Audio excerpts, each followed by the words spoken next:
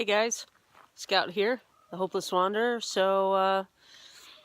Today was a cold, rainy day leaving Fairbanks. Luckily it was just cold up until about 20 miles outside of Talk, and then it started raining and possibly freezing rain. I'm not sure. The temperature's about 45, so it's a little warm for freezing rain, but going through some of these mountains it could have been a little bit cooler, but as you can see, it might look a little familiar. Back at Thompsons Eagle Claw Campground, I knew coming into Talk that I was going to have to stop for the night somewhere between here before I got to Whitehorse.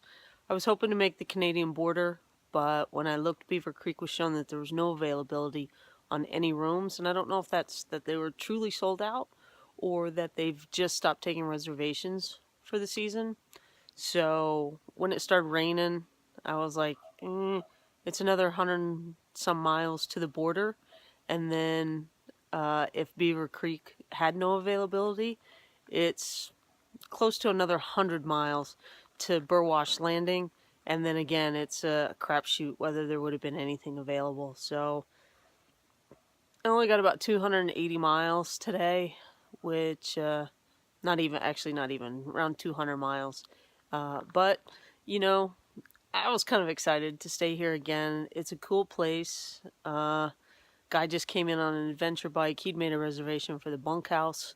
I didn't really want to co-ed with someone I don't know, so I took the big cabin. It's $40. It's cool. It's got a little airplane theme to it. As you can see, there's airplane parts out here. It's pretty cool inside too. It's got a little heater. It's nice and warm.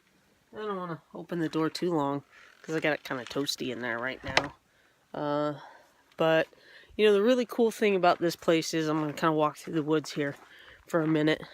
The really cool thing about this place is not only is it a motorcycle campground, and the owners are like super cool. Like, she remembered me from the other day. She remembered my name from the other day, which is really awesome. But they do truly cater to motorcycle riders, and they really enjoy having the riders come in. But the other cool thing that they have going on here is they have a workshop. So if you've got an issue going on with your bike, they have a workshop where you can like pull in and work on your bike. The guy that came in from Valdez, he was just here. He changed his tire, but you know, this is like super cool. His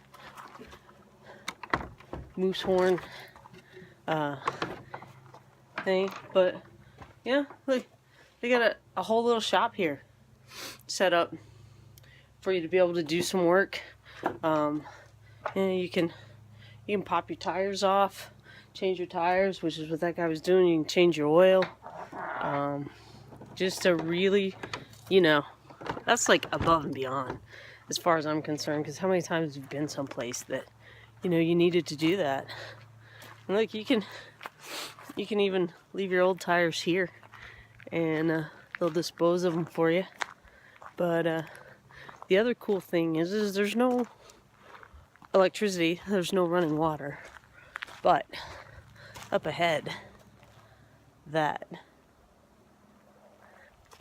is a wood-fired sauna. So even if you come in and it's a cold and gross day like this, they'll take and fire the sauna up for you, and let you get all nice and warm and toasty. So there's no shower, but you can heat water up in here, and you can again, moose antler, but you know, little dressing area here, and then that's the sauna. Yeah, it's got some lava rocks on it. They got a ambient water nozzle. Whoop, where are we going? Right there. That you can take and cool down if you get too warm in here. But it's really cool. Yeah. Nice little dressing room here on the outside. They can close everything back up for them. But, you know, they have all kinds of different options for staying here. You know, like I said, yeah, I've shown you a couple cabins, but they also have a teepee. They have a wall tent. They have an ambulance. I thought maybe the ambulance, I keep trying to do the ambulance, but I don't know, something about it skeeves me out every time. I did the same thing the other day when I was here, pulled up to the ambulance, and yeah, it was just no good. Here's the teepee.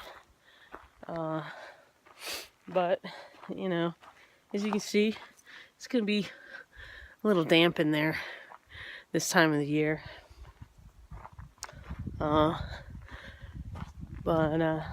You know, there's a little kitchen, cooking area, a couple outhouses, you know, firewood for you to use. They also have tent sites here, and what I really like about them is that even if they're full, then wherever you can fit a tent in, it's $10. You can throw a tent in wherever you can fit it. But this is the wall tent up here, right? And you see just a couple little cots, Coleman cots there, and you can take and go in there, but again, there's no heat in there. And that's a big space for one body to try to heat, and it's not sealed. And then, sorry, I keep putting my finger in front of the camera there. My arm's getting tired. Then here's the ambulance, right? It's kind of cool. You know, they got a bed put in the back here. It smells funny though. There's the ambulance. It smells like an ambulance. You know, not my favorite smell in the world, but it's kind of cool. You know, it's a fun option. They have a little picnic area in the back. You can kind of see right there behind the cabin. That's the cabin I was in the other night. Can't show you that one because there's somebody in there now. But yeah, so if you're ever in Tok, Alaska, and you need a super cool place to stay, I highly recommend you check out Thompsons Eagle Claw Motorcycle Campground. Like I said, they do have just regular sites. I don't think they'd turn anybody away. You know, they have pots and pans for cooking. They have a little camp stove over here at the kitchen area. Just super cool place. I'm glad that somebody told me about it. And sorry with the fingers. And I'm gonna just try to share it with you guys. You know, here's the camping area. Got some cast iron pots to cook with. Just a really cool place. So if you're ever in Tok, Alaska, check it out. I'm gonna hang out here till the morning. The rain is supposed to clear out sometime tomorrow, sometime overnight tomorrow morning, and then from there I'm gonna ride on into Whitehorse. From Whitehorse, it's about a 2.5-3 hour ride down to Skagway. I'm gonna pick up the ferry, take that down to Prince Rupert. It takes 2 days to sail down to Prince Rupert, but with not being sure how the fires are closing the roads or what the air quality is, I'm still probably going to hit the worst end of the highway and the fires, but at least then it's only 1 day of riding through the smoke instead of 2 to 3. So, you know, sometimes you have to weigh your options. I feel like I'm wimping out by taking the ferry, but I'm just, time's really slipping away from me up here. Everything's a lot slower than I thought, and you know, there's just so much to stop and do and see that if I gotta skimp somewhere, I'll skimp when I get back to the States because I can do that anytime. But this is my Alaska adventure. So for now, I'm Scout. I'm out. Adventure on.